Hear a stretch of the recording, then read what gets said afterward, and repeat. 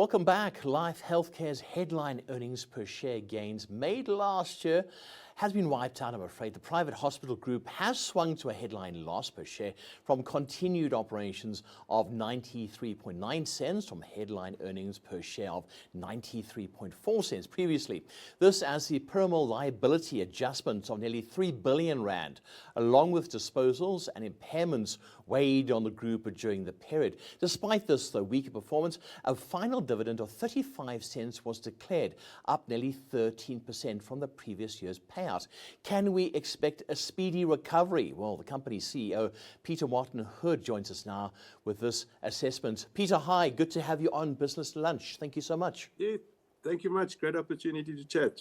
Right, looking at what happened, okay, and we've had Life Healthcare's earnings taking a hit following the sale of the Life Molecular Imaging. That's what happened. Just take us through from there to where we are now. Well, bizarrely, that's completely the wrong answer because the earnings didn't take a hit. The accounting methodology applied to how they record a profit for us is, let's just unpack what happened with Life Molecular Imaging. We sold an asset for a profit. The profit was 2.4 billion. The accounting protocols dictated that in order to get to 2.4 billion net, we had to show 5.3 billion profit in the discontinued operations and take a 2.9 billion loss in continuing operations to get to a profit of 2.4. I can say, in my estimations as an accountant, that's just not factually the way that continuing operations in this company were represented, and that's why we gave pro forma numbers for the market to digest. So our continuing operations showed a very, very resilient 12 months under review. We had revenue growth of 6%, we had occupancies getting to 70%, and that's why we can pay the dividend. So it's an accounting anomaly that's got to be interpreted by the market, that the 2.9 billion loss recorded against continuing operations is not a loss that's going to be repeated.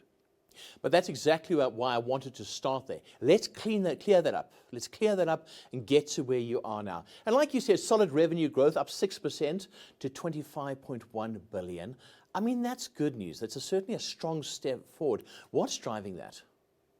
Well, it was an outstanding result for the year, and I think it shows the resilient nature of Life Healthcare's operations within the South African context.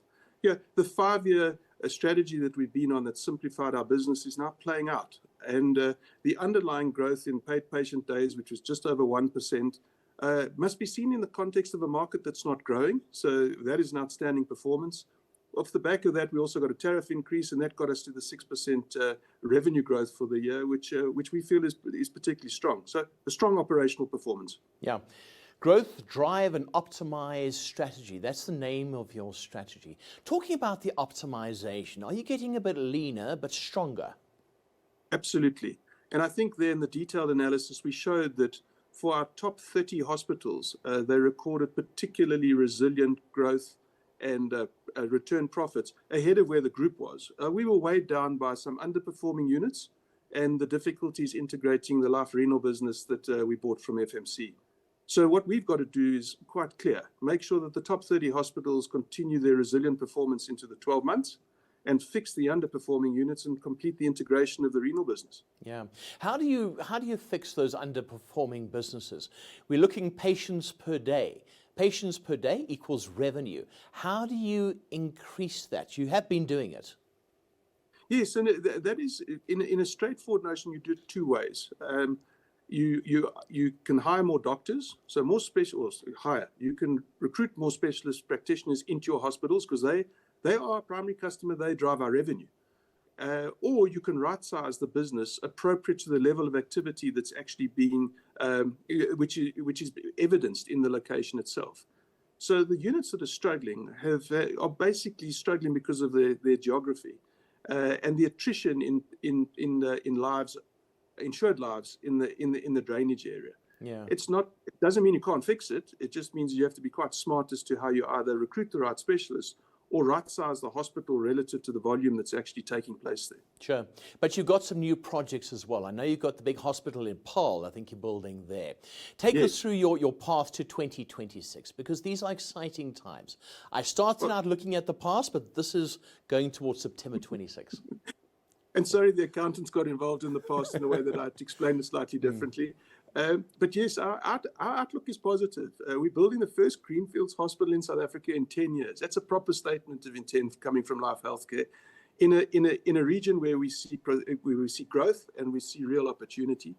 We're also expanding those hospitals that are bumping up against capacity. And typically our brownfield expansion projects are the easiest ones for us from an investment committee perspective to approve. They are in areas of high demand. They fill up quickly once we open the doors to the wards. And we will deliver another 89 acute beds during the course of the year, another cath lab in Mount Edgecombe, and the vascular lab at Rose Park Hospital. And in addition to which, outside of the acute space, a further 40 acute rehabilitation beds, we'll build those. We'll add another 20 renal stations to the platform. Excitingly, our nuclear medicine and PET-CT diagnostic business will finally get going. We had some challenges, some timing delays getting the approvals. So 3 PET-CT sites opening is really exciting news for us.